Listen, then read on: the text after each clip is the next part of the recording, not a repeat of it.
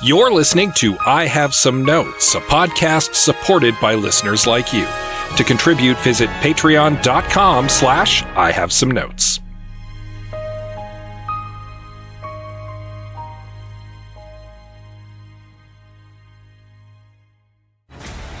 Greg, here's a pitch. Massive flocks of gulls, crows, sparrows, and more attack the residents of a small seaside town. Say more, my friend. It's a suspenseful, horrifying ordeal that serves as a humbling reminder of nature's indifference and unpredictability. Incredible. I love it. We'll call it Angry Birds. I have some notes.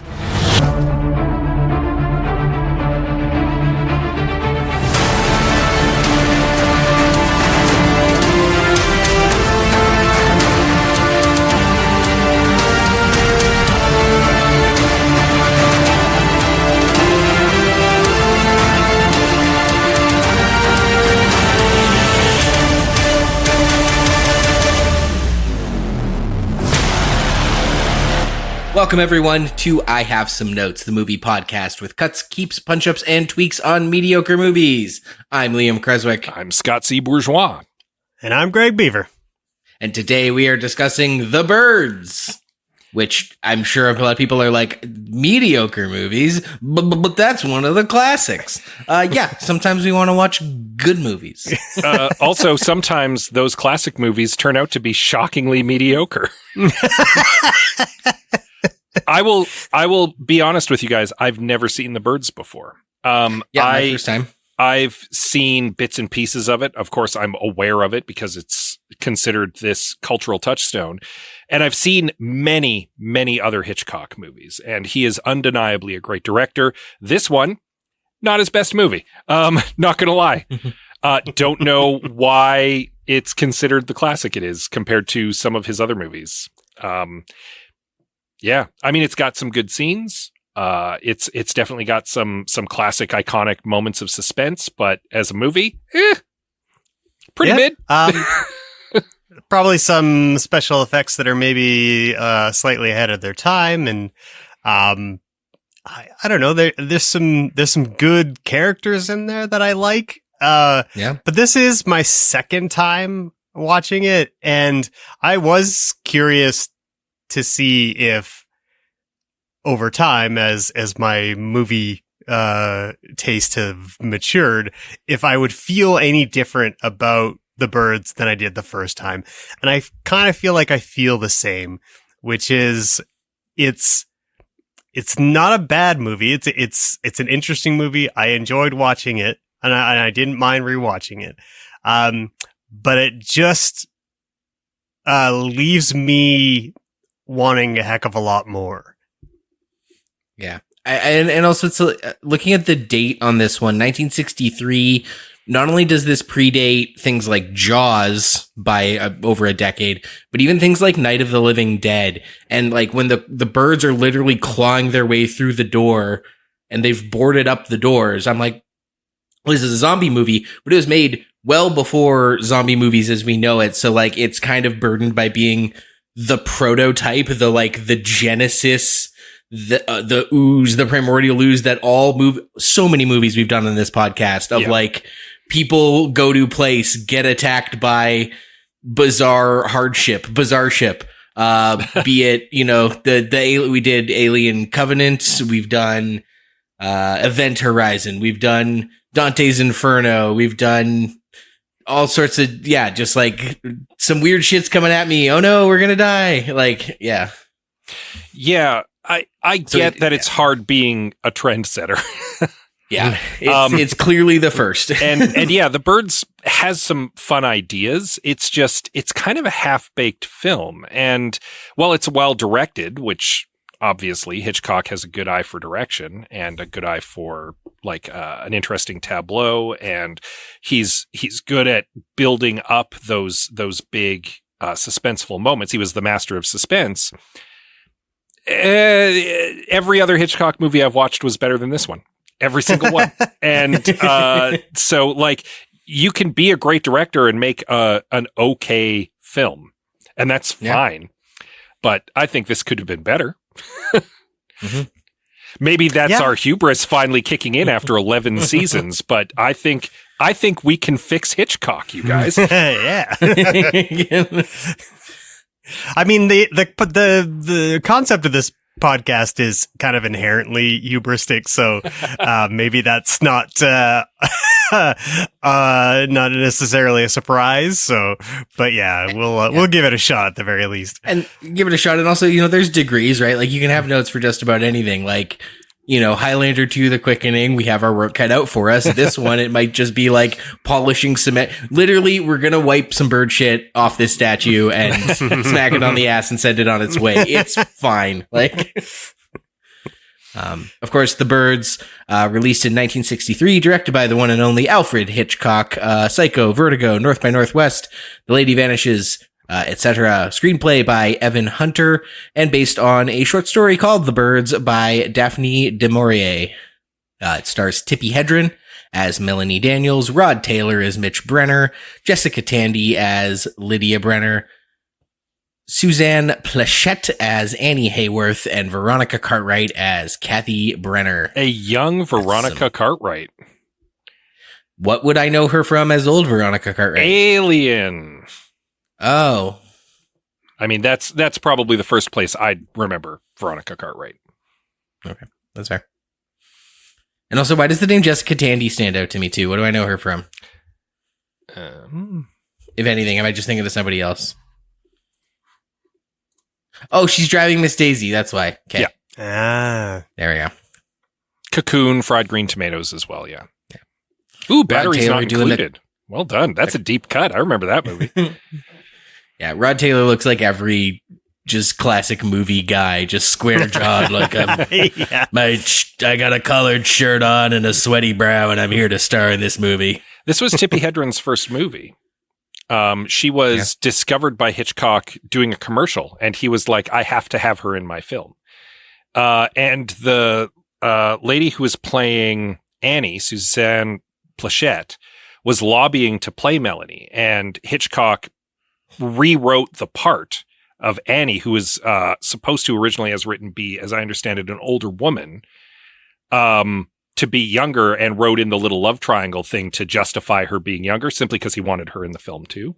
So, yeah, there you go. There's a little bit of movie trivia for you about The Birds. Yeah, there's a lot of trivia about this one. People getting hurt, people being creeps. People trying to by look, people look you up mean information. Hitchcock. Yeah, but yeah, this is one of those movies, like trying to find information about it. You get sort of as much trying to get people like, interpreting it, any kind of academic criticism. You're also getting all these like stories about how like glass broke in her face on one take, and then Alfred Hitchcock was a loser weirdo. Yeah. There is so much interesting lore surrounding this movie that it almost kind of, I think, helps justify its kind of weird legendary status. And I'd almost like to watch a movie about the making of this movie. Yeah. I didn't get a chance to watch it, but I did come across a documentary that is sitting on YouTube for free. I don't know how good it is, but you can find that type of material if you are looking for it. There you go. Also, you can find the short story read aloud. So thank you for that hot tip, Greg. Shared that in our Discord.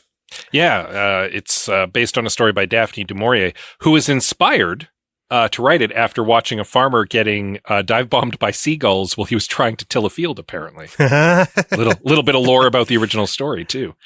Yeah. These birds are out of control. Y'all ever been attacked by a bird? Do you have any? I've had a bird fly into my face by accident, but I wouldn't say that it was a deliberate attack by the bird. The bird seemed as surprised as I was. Yeah. I was riding my bike and it swooped right in front of me. I don't think I've ever been attacked per se, but I do have experience with birds just in general being assholes.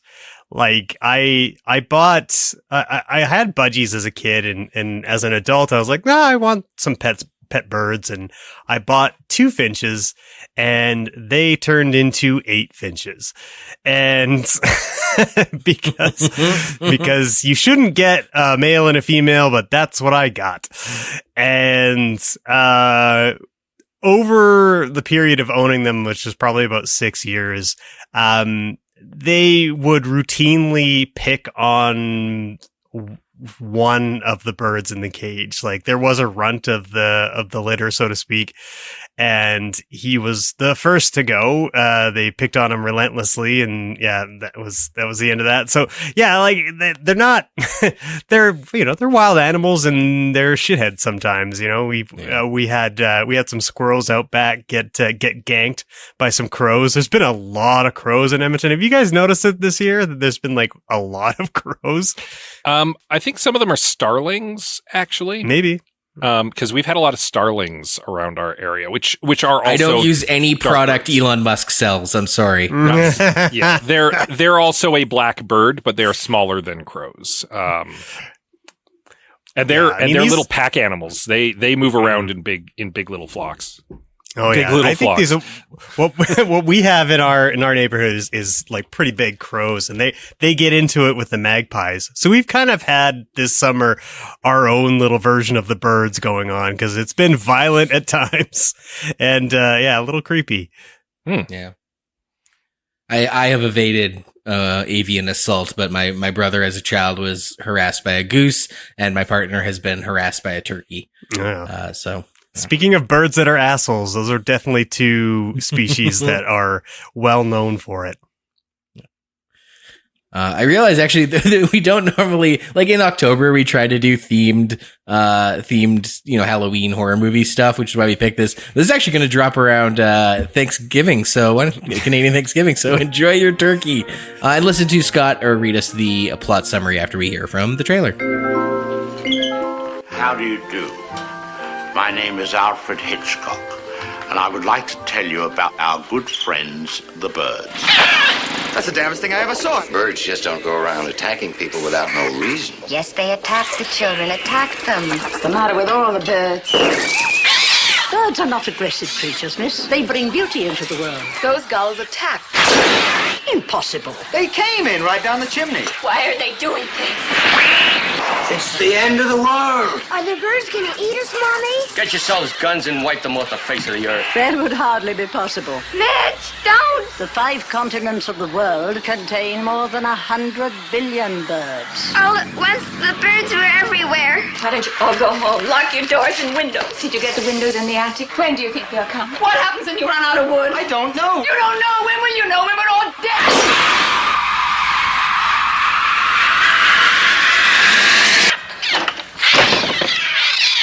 They're coming! Wealthy socialite and practical joker Melanie Daniels is shopping for birds when lawyer Mitch Brenner walks into the pet store. The mischievous Melanie feigns being a pet shop employee and attempts to sell Mitch 2 lovebirds he plans to give to his sister Kathy for her 11th birthday. Get it? The best practical jokes are the ones with no discernible punchline. Oh, but the jokes don't stop there either. Melanie buys the lovebirds for Mitch and stalks him 60 miles out of the city to quaint Bodega Bay, where she tricks a schoolteacher into doxing Mitch's sister, rents a boat, crosses the bay unseen, sneaks into the man's house, and places the lovebirds on his kitchen table. Oh, that Melanie, what laws will she break next? As she crosses the bay back to town, her creepy actions having clearly wooed Mitch, she's attacked by a seagull. The bizarre direct avian assault earns a dinner invite and a chance to meet Mitch's mom, Lydia, because why not? The next morning, Lydia heads to her neighbor's to inquire about a problem she's having with her chickens, only to find the man's eyes pecked out. While recovering from that sight, Lydia asks Melanie to retrieve Kathy from school, but that plan goes awry when a crap ton of crows show up and start munching on all the children. They escape to the diner where some townsfolk come up with wild theories about what's happening with all the birds. When a bird-induced immolation creates mass chaos, Mitch, Kathy, and Melanie barely escape back to the house. There they board themselves up for the day. And when that doesn't work, they leave town. The end. Yeah, her little prank of driving across the bay with birds in a cage to break into Mitch's house to leave him. Their whole meet cute at the pet store, lying to each other about what they know, false pretenses. I did have to think, I'm like, is this what people did before smartphones? Got to do something. Yeah. I'm like, wow, this lady has a lot of time on her hands to. Also, bold of her to break into a lawyer's house. That could have backfired real bad. Yeah, I like Melanie as a character. You know, she's a fully fleshed out, realized character. She's mischievous. She's a practical joker. She's kind of a hothead. She doesn't really know what she wants. She kind of does stuff without thinking a lot. And I find that character quite interesting. The problem is that none of those things really factor into the story. That, my understanding at least, both sort of my interpretation and then some things that I read that corroborated that, is kind of the point. We get this like wonderful, rich portrait of three different characters, a guy who's got a controlling mom, a hot-headed young socialite who's trying to figure out what she wants, the school teacher, and the love triangle between the three of them. She's moving on to find better things. What is it she wants out of life? And then nature is like, does not matter. Birds coming. And I don't know how much that was like intentional, but like having survived, like not even like as a climate change analogy, but as like a pandemic thing of like, nature will come for us and it does not care about your schedule or your love triangles or your practical jokes. Everything will be dropped if nature decides it's time. And with climate change looming and COVID in the rearview mirror, I found it very prescient for that. Like Lydia, the mom, there's a whole scene where the two of them are like, I don't even know if I like you. I hope my son picked a good one, but you know, I guess I don't get a say. And I'm just like, it's like this heart to heart about two women and their new relationship. And then they just have to deal with bird attacks. And it's like, oh, none of that matters. Like that's sort of, so like you're not wrong, but my understanding was that was the point. I mean, go ahead, Scott. Sorry. No, Greg, finish your thought first. Oh, I was just going to say like that. I mean, that's the thing about this movie is that I feel like while I don't particularly love it, I feel like I am a good argument away from being convinced to love it. And like you saying something like that, I think is it just made me think of that. Like I could be convinced to go back and watch it reinterpreted for me, you know? Mm-hmm. I will say I actually also read that when I was watching it, Liam, that it was setting up something seemingly mundane, almost like a little rom-com. And then the swerve was going to be that, oh, actually, it's an animal attacks movie. My problem is that the rom-com takes an hour. And that's fair. And I came to see birds biting children. That's my I didn't think I'd be going to bat for this so hard, but as I was watching this rom-com, and you know, especially because Amanda and I, we took a break at about the hour mark to go do some other stuff and then came back intermission style. And really we paused it and guy gets his eyes pecked out. Which is when all the shit really hits the fan. Even if it wasn't the thing that I described and it really just was a whole lot of setup and then a whole lot of bird fighting, how many times on this podcast have we done these kind of movies like Twister or any of these disaster movies where we're like, oh my God, I'd really like to get to know the characters better. We don't really get to know these guys. We don't really get to care about them. This is kind of what we ask for, like that, because I was genuinely engaged in their story. Like at no point was I like, when are we gonna get to the bird factory?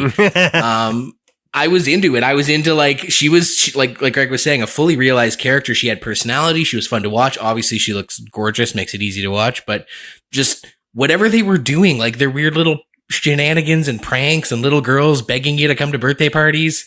I was there for it. And I'm like, then the birds are going to come, but you're not wrong. It is over an hour before anyone gets their eyes pecked out.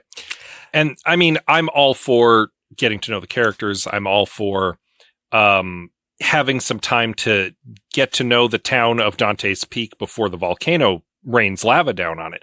But Hitchcock spent a little too long doing that here, I feel. Fair. And the scriptwriter, they could have tightened that up a little bit, had a little more time for some bird action, and maybe a proper ending. That would have been good too.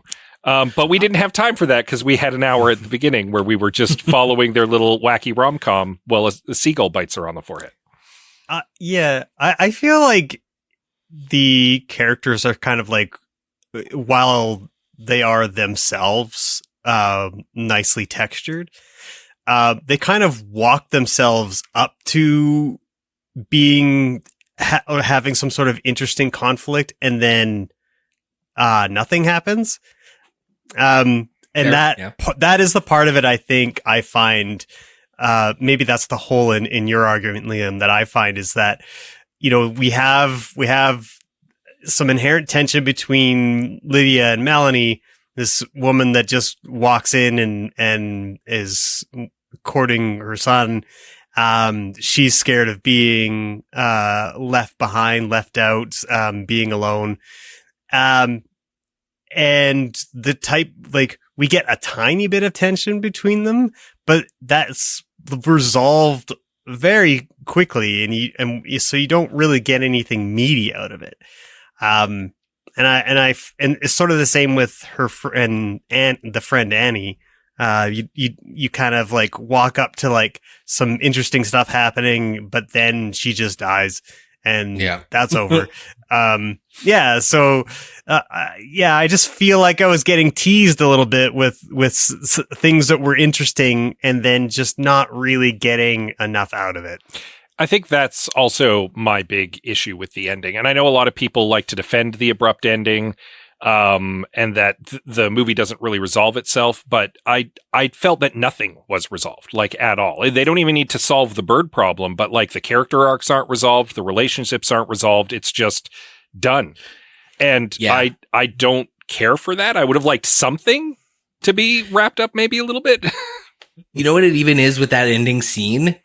There were lots of scenes of incredible tension throughout that movie, but weirdly, that last scene, even though he's tiptoeing through a flock of like 1,000 birds, multiple kinds of birds, that was probably the least tense of all the tense scenes. And so it didn't have that climactic oomph.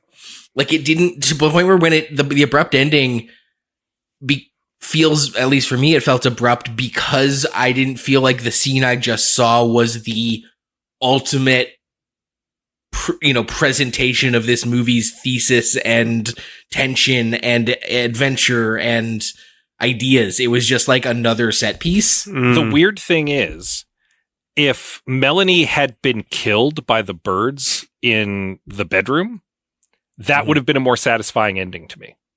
Yeah. Is that weird to say? No, I don't think so. And I'm not suggesting that's my fix. I'm just saying, like, that would have had a level of finality that this movie doesn't have. And it would have been, if anything, encapsulation of the thesis of the movie that nature doesn't care about her the way that we do, and it just kills her off at the end. And that's the end of the movie. Her corpse on the ground, camera pans up to the lovebirds still in the cage, and you're like, oh, it's all connected, man. Like, that would have been a more satisfying conclusion to me. And again, I'm not suggesting that's my fix. I'm not planning to kill off Melanie. I'm just, right. I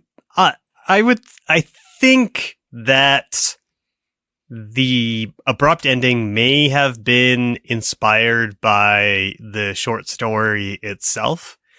And like the short story is, like, obviously there's no romantic love triangle and anything like that. Nobody lies about working at a pet shop. No, it doesn't take place in America. Even it takes place in the UK. And in my reading of it, it was sort of like an allegory for the Blitz. And it almost expressly so, because they kind of like talk about the Blitz a little bit in it. But the way that the short story is, it's very simple. Like, it just begins with a guy who notices birds are acting strange. He's relaxing inside his house. He hears a bunch of pecking at the door or at the windows, and then he opens the window to see what's happening. He gets attacked by a bird. And then there's sort of like escalation of attacks by the birds from there. And then they're having to board themselves up in their house. And that's how he's trying to keep his family safe. In the end, they go get supplies from their neighbor while all the birds are being calm, and they realize the reason the birds are being calm is because they have just feasted, and once they have digested all the human bits that they have just eaten, they will attack again. So they go home and they just have a meal, and there's sort of like this play between thinking that maybe they'll be okay, but also resignation that they are in fact doomed, and that it just ends with this abrupt, like he just takes out a smoke and throws the pack in the fire, and it's his last smoke kind of thing, and that's where the story ends. So it seems to me that it's saying a little bit more about the situation than how the birds ends, the Alfred Hitchcock version ends, where it feels abrupt, which isn't necessarily a bad thing, but I just, you're right, Liam, like it doesn't feel sort of like this encapsulation of the film's thesis at all. Yeah, the short story ends. It has a certain finality to it. There's this doom hanging over the end of that story, whereas this one's just kind of like they drive away. Yeah, it almost feels comical, I think, and I remember feeling like that the first time I watched it. That it felt a little laughable. That like, oh, they could just leave. That was an option. So then I'm gonna pitch a fix here in the first half. Anyway, because I like this idea. Keeping all the pieces as is, if we move that final scene where they have to tiptoe back and forth between the door and then the garage, and then start the car and then move the car slowly and then get to that. If that happened before they get into the house and have to start board, like that's what they do to get into the house, and then they start boarding up the house. And that scene where everything's like they're clawing at the door, zombie movie style. The shutters are rattling. People, if that was the climax, and then regardless of whether or not Melanie dies, that thing when she tiptoes up to the attic and there's a bunch of birds busted in through the roof. If that was the final scene and we got that abrupt ending, live or die, do you think that would be better? Kind of, yeah. Because it would have at least felt like a climactic. Yeah. And you could have had a set piece with them tiptoeing to the car, like maybe when they're leaving the school teacher's house after Annie dies, and they need to get Kathy back to the house.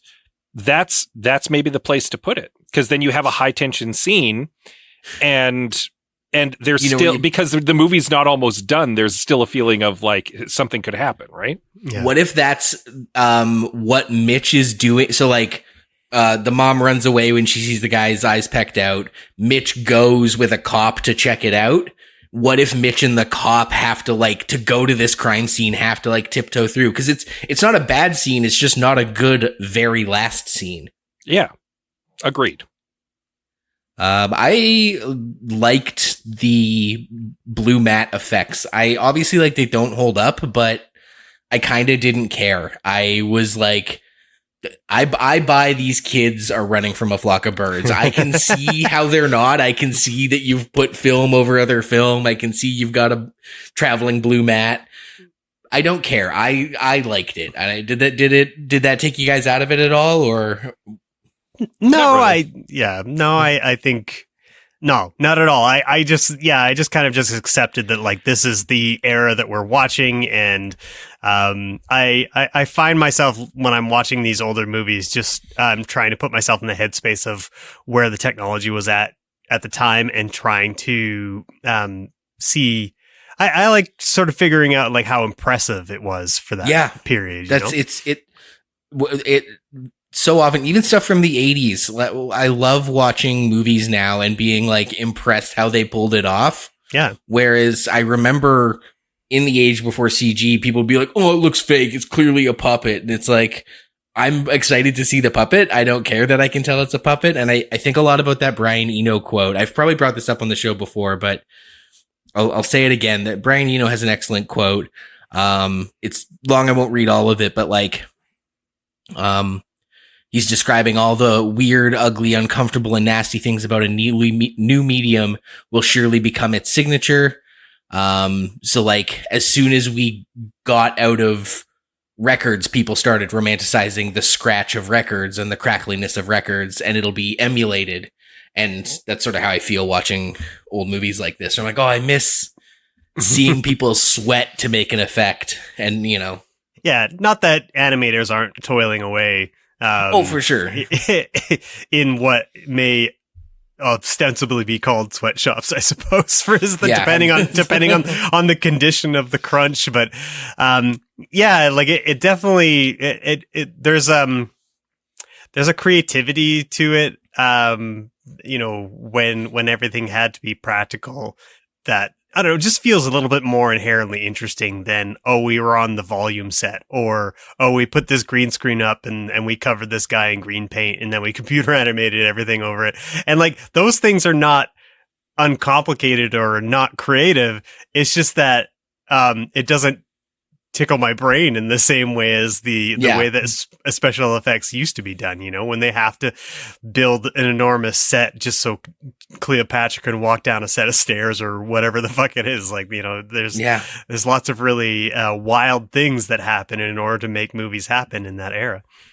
Look, my feelings about a wet puppet are very well documented at this point. So. Yeah, right. Yeah, for sure. I think my favorite, this is a bit off topic, but the first time I kind of had that eureka moment of like, oh yeah, I guess you really have to get creative. Old movies have to find creative ways to create spectacle.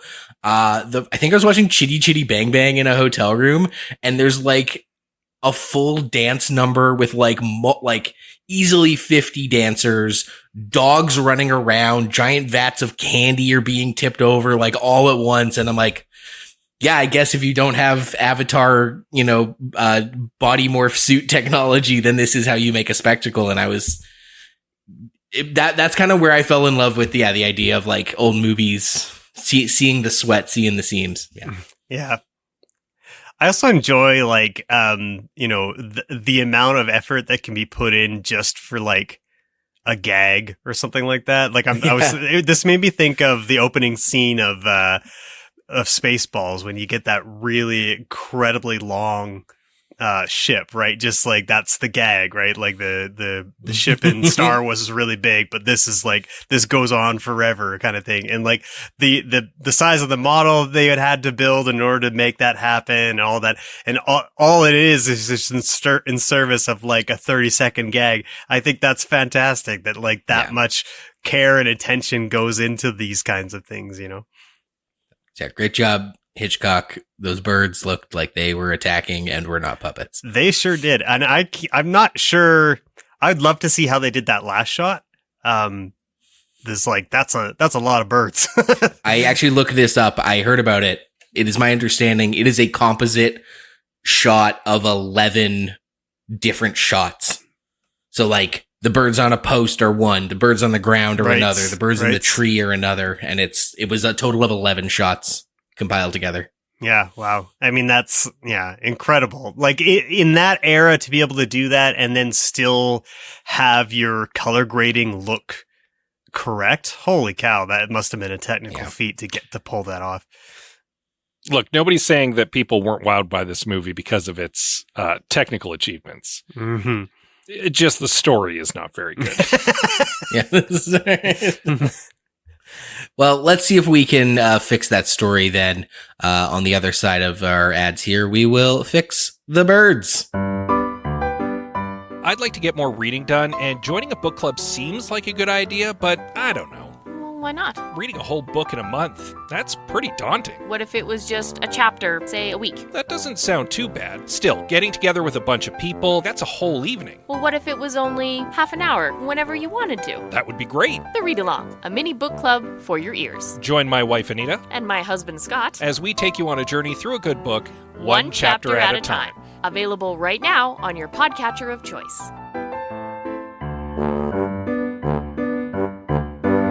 Welcome back to I Have Some Notes. We're fixing the birds. If I want to hit you just with one little detail that kind of annoyed me, it was just sort of like, it's one of those horror movies like, oh, come on, don't do this. But I was confused. As Melanie and the kids are running from the school, at one point they hide in a car, like her and Kathy and I think another kid get in a car, and she goes to start the car. Like you get an insert shot of her going to reach for the key and there's no key. And then she just sort of sits there and cowers and hides until the birds go away and then they get out of the car. But clearly the perspective, like her perspective looking at the diner is downhill. And so I'm like, put it in neutral. Put it in neutral. Well, you can escape if you put it in neutral. That's about all I got. That's not true. I have other notes, but that was mid movie. That was the only one I stopped to pull my phone out to write down for this podcast. Those are the what I would like to call like the I watched the movie good like type fixes, right? The real push up your glasses and actually yeah. I mean, yeah, fair. I find myself having a little bit of trouble. No, I feel like I know what I don't like about the movie, but I'm not sure how I would necessarily want to fix things. Is tricky because I almost feel like the things that I want to change would just turn it into kind of like a bog standard horror film or something like that, and I don't necessarily want to make that type of pitch. So I don't know if it's bog standard though, because we established that this is the genesis of this kind of movie. It's the template everyone else works off of. So all we have to do is be like things that they've learned since, go back and reapply it.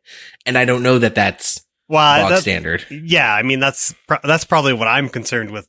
What I might suggest is that, you know, my fixes will come from decades of influence off of this, and then just like reinserting like the stuff that has been regurgitated to me into the birds, you know. But not all of it's bad though, because like if you think about the opening of Jaws, the very first scene is someone getting attacked by a shark, and then we spend a bunch of time with the people of Amity. Yeah. What if the first scene of this was, you know, some kids go off to skinny dip and get attacked by some birds, and then we meet Melanie at the pet shop? Like, would that be so bad? No, and that's actually how the short story starts. So it's not like I felt like the short story was quite a bit creepier because of that, and there's definitely a lot of foreboding going and foreshadowing going on in the opening of Alfred Hitchcock's version, but it doesn't. I just don't get a sense of fear out of it. And I'm hoping that's not just because, it's, you know, a 50-plus-year-old movie or whatever, and that I'm just like, I'm attuned to something much different. I don't know. I just didn't, it gets into this sort of like weird play with Mitch and Melanie, and it's very quirky.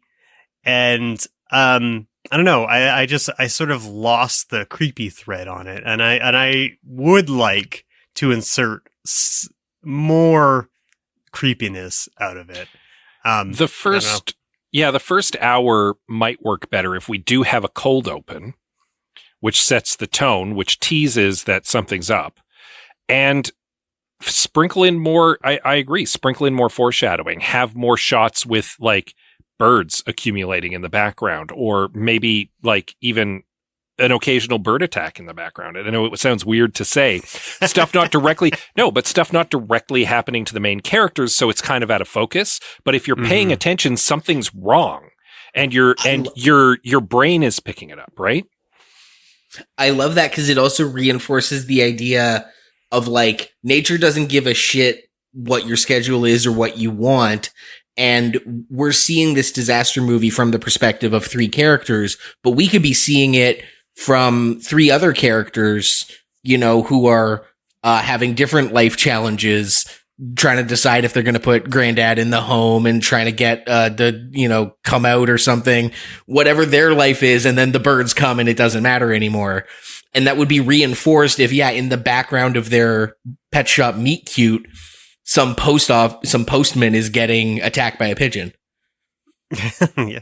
Yeah, no, like legit. Yeah. And it seems silly in that moment, but then in hindsight, you're like, oh no, that was absolutely like the first instance of this, and it was miles away from where we are now. So this is happening all over the place, right? Yeah. I mean, to be fair to the movie, there is like accumulation of birds going on in the background, but you're just saying you want it to be more explicit. Yeah. Yeah. Okay. I have a moving scenes around pitch as well that I think would make the diner scene a little bit better. So the mom, I called her Mama in my notes. Mama sees the guy with his eyes pecked out, runs back into town. Oh, heavens.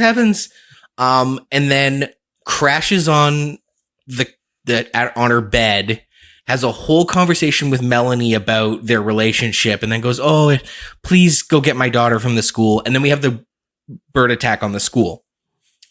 And then after the bird attack on the school, Melanie's in the diner trying to convince the townspeople that this has happened, and with nothing to go on, but I got attacked by a bunch of birds. It would really corroborate her story if she's like, also my mother-in-law, not mother-in-law, but you know what I mean? Like my new fuckboy's mom just saw a guy get his eyes pecked out. And if she had and eventually Mitch and the cops show up to tell everybody that, and that's fine, but I just wonder if there was a way to sort of move the three of those events, weave them a little better, where she sees the guy get his eyes pecked out, and as she's running home, she goes to the school to get her daughter, and she's the one running from the school attack, or she's on her way to go, oh, Mitch, help me. And while Mitch is helping his mom with the eye peck out situation, Melanie and the school teacher lady are dealing with the school attack, and it all congregates kind of at once at the diner.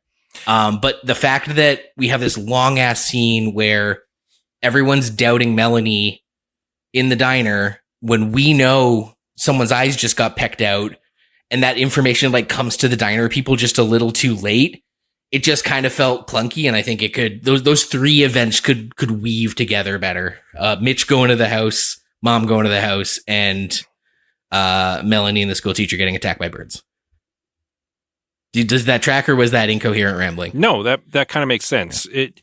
We're really focused in on Melanie as our focal point character in this movie, except in some very specific points. And this is one of those points where we could have followed Mitch for a little while, and had a little B story going on at the same time, and showing both of those events, so that we are having suspense built up by switching between the two perspectives back and forth. If we move, like I was saying in the first half, if we move him tiptoeing through a flock of birds to the farm, him and the cop to the barn where the guy doing got his that eyes pecked. at the same time that Melanie's watching the crows accumulate in the schoolyard. Yeah, and if he, and then we have extra suspense because if he fucks up and gets these birds all pissed off, they're gonna get pissed off. The ones at the school might have a chain reaction. Well, and I think it might even work in an interesting way because you could have the tension mounting on both, and then Mitch and the cop successfully get away, and then the birds go off at the school. So you have two ticking time bombs, and you don't know which one's going to go off, right? Yeah. And then they all meet at the diner. Yeah. So, I mean, I guess I still I do love the scene of all the people in the diner doubting it, but maybe that happens even earlier, or that happens after the birthday party. Maybe they're like, we had the damnedest thing happened at the birthday party, and now we're at a diner telling you about it. And everyone goes, nah, it's the end of the world. Nah, birds can never do that. Nah, it's this, it's that.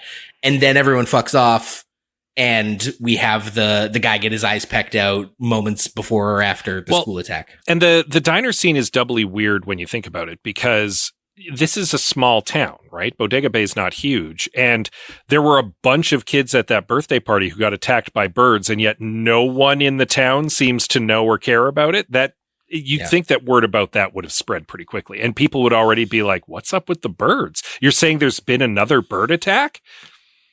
Yeah. Yeah. So then, the order of events are birthday party attack.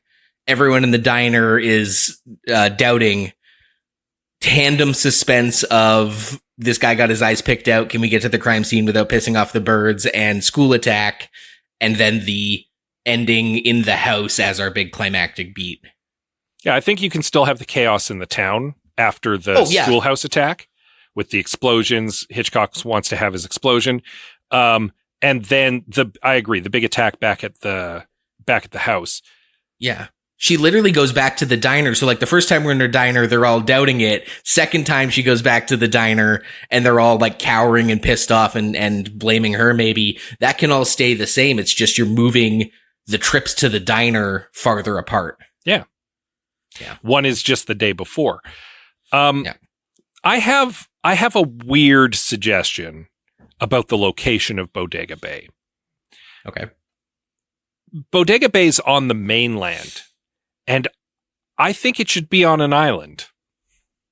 And the only reason I say that is because then it makes their situation more desperate and hopeless, because escape is, they drive off in the end to go to Seattle or something. Like it's just so free for them to be on a continent and have a place to escape to. If they're on an island, it feels that much more desperate. How are they going to get away? Them having to get on a boat at the end instead of a car seems more daunting to me. And I feel like that was kind of a missed opportunity, especially because the original story takes place kind of on an island. Yeah, it's on a peninsula, but like it's considering that a large portion of the birds are like seabirds, like putting them on a boat and the audience inherently knows that this is going to be a very tense ride. So I think that's a strong decision to make. So even if you want to have them get away in the end, I think the mode of transportation is important. And one thing that's in the short story that's missing from the movie, which I think is a huge missed opportunity because it would have been a great set piece, is having the birds crash a plane. Mm-hmm. Oh yeah. Having a seaplane coming in to do a rescue at one point the second and third act transition, everybody's waiting for like the mail plane to come because they can maybe get out on it or something, and then the birds attack the plane and crash it. That happens in the short story. That does not happen in this movie, and I feel like Hitchcock missed a big opportunity there because he could have had a huge set piese with a plane crash. Agreed. Because one of my other notes, and this could be part of it, the scene where the guy gets immolated because they lose track of the gas and then some idiot lights his cigar, and then part of the disaster of the town getting attacked involves the fact that the gas station's on fire. I kind of did want to see that classic disaster movie thing where we get a montage of different people getting fucked up in their everyday lives by different kinds of birds. And this biplane could, like, in that montage of everyday people having to deal with it, the ultimate one is this mail plane crashing, and then brings the focus back to our characters. Well, and that could even be the cause of the explosion. Yeah. Rather than some idiot dropping his match on a puddle of gasoline, a plane crashing into the town because birds gummed up its propellers in a suicide attack is nuts, and it would have been huge, and it would have been quite a spectacle. Yeah, and it ramps up the hopelessness of the situation, because that's how it plays out in the short story. Like the planes are up there. I can't remember the reason that they had speculated as to why, because in the short story they just hear the planes, they don't even see it. The implication is that the military has been called in to try to deal with the bird problem, and the military is hopeless to stop them. Is kind of the implication. Yeah. And I'm not saying we go that far in the movie, but I'm saying you could still have an awesome plane crash, and it would have been something that was in the short story, and it would have made for a much better scene than just man drops match on puddle of gasoline. And it would have really amped up the I wanted to say carnage, but that's not necessarily what I was looking for. It would amp up the seriousness of the situation. Mm-hmm. The one thing that I'm racking my brain about, and I don't know if I'm going to get there, is how to use Melanie's characteristics in an interesting way to foster some kind of conclusion or arc for her character. Well, let me ask you guys this. Do you guys feel like her character has a complete arc? No, I don't feel like any of the characters have a complete arc. Yeah, I'm going to say only after I sort of read the thing that made the case that everyone's story doesn't matter in the face of a chaotic and uncaring universe. In that, if you give it that read, then yeah, her arc is complete, because her arc is, it doesn't matter. Death comes for us all, and the universe is entropy. Nature reigns supreme. But I think as written, no, I agree. She doesn't have an arc. I think if that's the case, you kind of have to have an avatar for Death, like a. Well, I guess they do, kind of. There's that weird drunk in the diner who's like, "It's the end of the world," and that's kind of fun. But like, if that character was expanded to be one of the more central characters, and you have a little bit more of an avatar for. We're hopeless in the face of nature, then maybe that gets across a little bit more explicitly. Not that it necessarily has to, but I don't know. I feel like this movie's kind of walking the line of being a really fun movie to interpret, but it just isn't offering enough meat on the bone in order for me to start like picking apart and having fun with it in that way. And you saying that like you didn't really pick up on that until you started reading about it. That does to me, and maybe this is wrong, but that feels like folks having decades upon decades being able to review this movie and come up with their own interpretations of it. Oh, agreed. When I was trying to describe it to Amanda, I'm like, it's one of those movies that's just like a broad metaphor that you can slap whatever reading you want on it. Oh, it's the insidious nature of the birds. That's like rising fascism. That's it's like religion creeping in, and you can't let it into your house because people. It is too open for interpretation. It might have just meant nothing, and we're all trying to stare at the blue canvas, going, "Oh yeah, it's just a blue canvas, but it means so much." Well, I'm going to say something that'll make Aaron very happy, because I think this makes me think of Annihilation, because Annihilation is a movie that does a wonderful job of not only having rich textured characters the same way that The Birds does, but when you get to the end of Annihilation and it throws all sorts of confusing visuals and stuff like that at you, it's done a great job of building all this stuff up for you that when you are finished, it's going to keep clicking around in your head about like, what is it that I actually saw? What is it that this movie is trying to say? And I don't feel that way about The Birds. Agreed. I don't feel the wheels turning. If it doesn't feel like I have been meant to try and come up with a deeper meaning to this. Absolutely. I want to bring this back around to Greg's initial question there. Is there something that we could do to capitalize on Melanie's character traits to give her a means of completing her arc? And I think that there is something there. If we stick with my idea that we make Bodega Bay a little more remote, we stick it out on an island or something just off the coast so that they're a little more isolated, and the bird attacks are kind of starting there, or at least are reaching scale there first because of just the amount of seabirds or whatnot. Her doggedness and her curiosity and her connections to her rich newspaper daddy could be the motivation for her getting the word out, right? Mm-hmm. Like she could be the thing that warns other people that this is happening.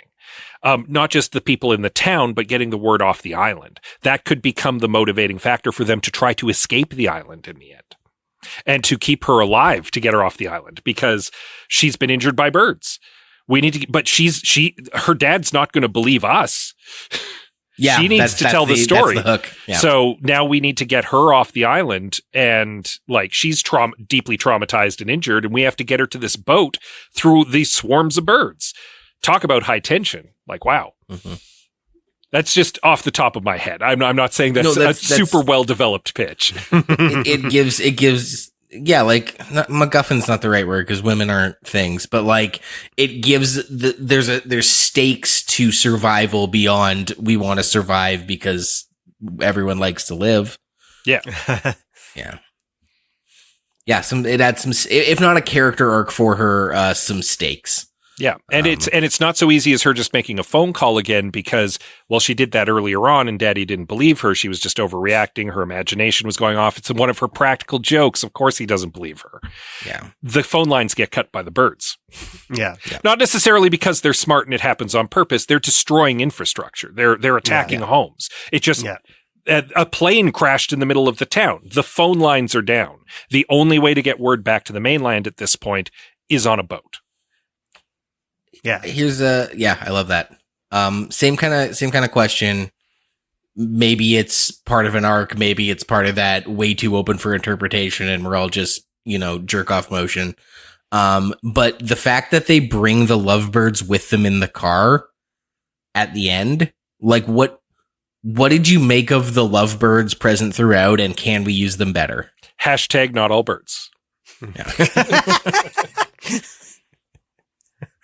My assumptive read is like, oh, they still don't learn that. Like she has an arc in that she never learns because they still have these two birds in cages and they have been caged by birds. They've been locked in a house. They've been locked in a phone booth. The tables have turned. The humans are in cages and the birds reign supreme, but they've still got these two goddamn birds in this one cage.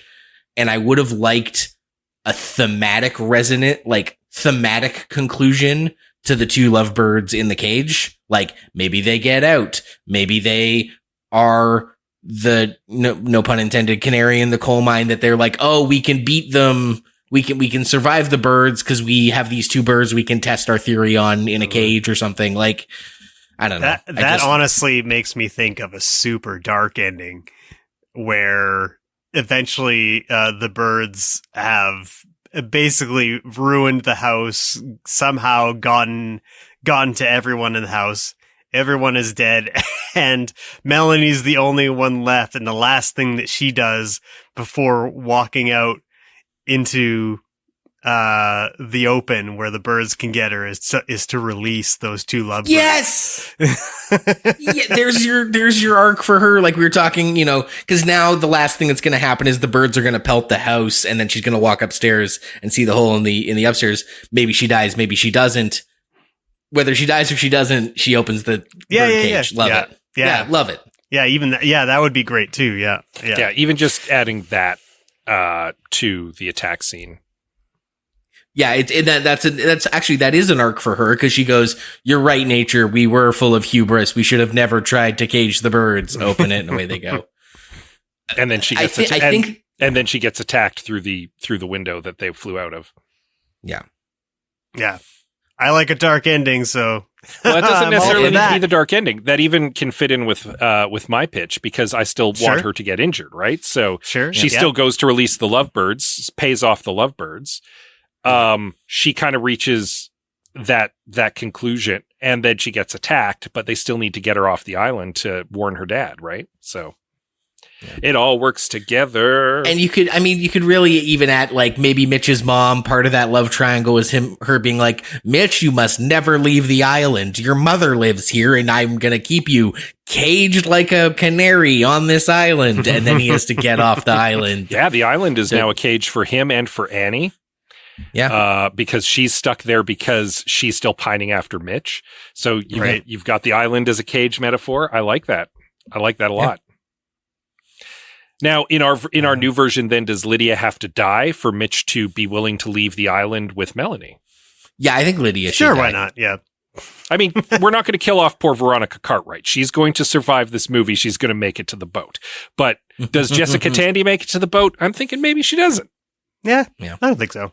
She has to let Mitch free, and then Kathy and Melanie have to let the birds free. Yeah. Yes. Yeah. I like it. Yeah. Well, I think we have fixed it. But I'm still one to gild the lily here, and before the movie I watched before watching The Birds was Mars Attacks. Oh, really? I think if you were to ever remake this movie, you don't try to step to Hitchcock for the suspense or the horror. You do a little bit of a original Little Shop of Horrors, musical Little Shop of Horrors situation, and you remake The Birds with an ensemble cast of wacky characters getting attacked by birds in wacky ways, like Mars Attacks. So what you're pitching is Birdemic. Oh, is that what Birdemic is? Is it an ensemble cast or is it three assholes? Because I've never seen it. Both? I can't remember how many characters. I think there's 4, but they are assholes. That's for sure. I did turn to Aaron at one point, and I was like, when they were getting attacked, and I was like, they need coat hangers. That'll solve this. I did want to mention a couple quick things, just because the one thing about this movie that Aaron got really upset about was the way that the women reacted to the birds. Especially in the final house set piece where they're all just rolling against the couch and against the wall, and it's so helpless. And that part of it was a little laughable. And I guess, I mean, we know that that's sort of its time. We've seen that before in movies of this era. But it still nevertheless stands out as being hopelessly lame. Regardless. Obviously that's something that can be thrown out entirely. The other thing that I wanted to mention, and just because we were talking about the release of the birds, is there's one shot in this movie that I love to pieces, and it's none of the special effects shots. It's the scene where Melanie is driving down to Bodega Bay. She's driving really fast. There's a cut to the shot of the 2 lovebirds sitting in the cage, and they are leaning with the car as it's going really fast around curves. And just what a brilliant way of showing that she's a little reckless, eh? Even the birds are just whoa, whoa. And I got a good laugh out of it, and it was, just a wonderful shot. So, And it goes back to that, thinking about how they made it and seeing them sweat, seeing the seams, those were puppets with a little string to pull them to the left, pull them to the right. Yeah. Yeah. But look great. Speaking of great, we have great listeners because they provide us with comments like these ones. Robin Taylor says, of all the Hitchcock, this is one of the better ones to do, but nonetheless, good luck. I mean, again, Hitchcock can make a mediocre movie, guys. Yeah. And they don't all have to be bangers. 60 years of hindsight, we can come up with some improvements, Yeah. Andrew Craig says, okay, hear me out. What if it's any other kind of animal other than birds? Or tell it entirely from the bird's perspective? Or keep it the same, but call it peckers? Heyo. I do love, if they were to remake it, and I'm always saying, you need a reason for a remake to exist. Telling it from the bird's perspective, I think, would be really wonderful. If it was kind of like Rio, but the birds, I think that would be great. Legitimately, if you wanted to do Liam's take on just making it really kind of goofy, doing it as an animated bird movie where a bunch of, and bear with me, angry birds are attacking people to get revenge for nature, that could be very hilarious, actually. Yeah, I mean, like I said, Mars Attacks, all the Martians have this sort of cruel sense of humor if the birds are truly fucking with us, and then different famous people get, punked by birds. Yeah. I don't know if it's a good movie, but it'd be a fun movie. Also, just that I love the Peckers joke, but I realized I had a dumb joke I was going to do at the beginning of the podcast, and I forgot because I didn't write it down. Just be like, oh, you guys watched the Alfred Hitchcock movie? Oh, I watched a documentary on the Philadelphia Eagles. Whoops. But probably would have landed better at the beginning. But that was I just remembered I forgot to say that. Jeff Samsonow says, more birds? There's already a lot of birds, Jeff. Definitely more different birds would have been fun. I would, get some toucans, some penguins, some doves. That would be amazing if there was just a bunch of penguins waddling up to the farm door and pecking a hole through it. Legit, though, we mostly see throughout this movie seagulls, crows, and what were the birds that flew into their house again? Sparrows? Sparrows. Yeah. It would have been interesting to see some like birds of prey stalking them. Mm-hmm. It would have been interesting to see some like hawks or eagles or something. It would have been interesting as well to see the chickens. They talk about the chickens quite a bit, not eating and acting weird. The chickens should have pecked that guy's eyes out, not some crows crashing in through his windows. Check off chickens. having legit, no joke, having the sheriff and Mitch trying to tiptoe their way past a bunch of angry chickens would have knowing those chickens just committed a murder would have legitimately been kind of creepy. Like, I would have been like, that's legit weird and creepy. I don't know what to make of this. Yeah. And I get why we don't see, toucans and peacocks, because it was, the birds they had available, the birds the animal wrangler could bring. I get that. But chickens are not hard to come by. No. There could have been a chicken scene. Yeah. I understand why there's no toucan scene. Could have been a chicken scene. I mean, I could see that. I could see a way that could be creepy, but all I can really think of right now is the chicken from Moana and just a bunch of them looking at you, staring down the cop and Mitch as they walk out. But think about all the other birds that you might find on a farm too. Having chickens and maybe turkeys or geese or something, like stalking them around the farm while they're trying to like make their way out could be pretty creepy. And it would give us a little more variety in birds too. So, just a thought. Tack says, I'm working on my fixes, but I gotta say, I don't think I'm going to come up with an unqualified improvement here. Not saying the movie is perfect, just that anything you change takes away something interesting. I disagree, Tack. I think we added a bunch of really cool stuff to this movie. Yeah, if we're gonna be full of hubris, we might as well do it right to the end. Yeah. And that is the end. Thank you for joining us as we fixed the birds. Yeah. Scott, where can they find us? I mean, if you want to criticize our criticisms of the birds, you can do so on social media. You can follow us right now over on Blue Sky. We're at I Have Some Notes there. We're at I Have Some Notes Pod on Instagram. We're over on Facebook.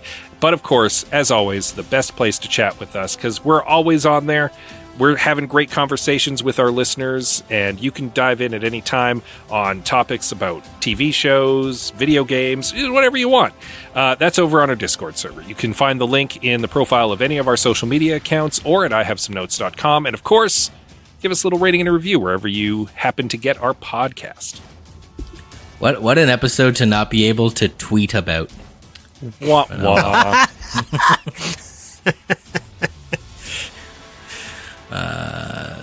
Starlin sounds like Starlink.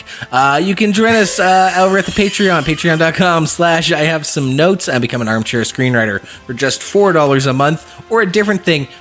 Go look in your settings, friends. Even if you don't subscribe to our Patreon, if you're on Patreon for anyone, go into your settings and make sure you've got it set to Canadian dollars or American dollars if you're in the US. Just I only recently learned there's a difference, and it can screw up what you see and other people see. So yeah, for $4 Canadian a month, you get access to bonus episodes, old and new, as well as a shout out on the podcast. We appreciate the support. A shout out like this. Thank you so much to our patrons, Sharon, Karen, Tack, and Robin. You're wonderful for supporting us. Thank you so much. And next time on I Have Some Notes, we're going to do a movie that I know nothing about. It's called Rock and Rule. This one was suggested by our listeners. Until then, I'm Liam Creswick. I'm Scott C. Bourgeois. I'm Greg Beaver. Keep watching the skies. For the birds. Birds. So many birds. Bird, bird, bird. Bird is a word. Bird, bird, bird, bird, bird. Bird is a word.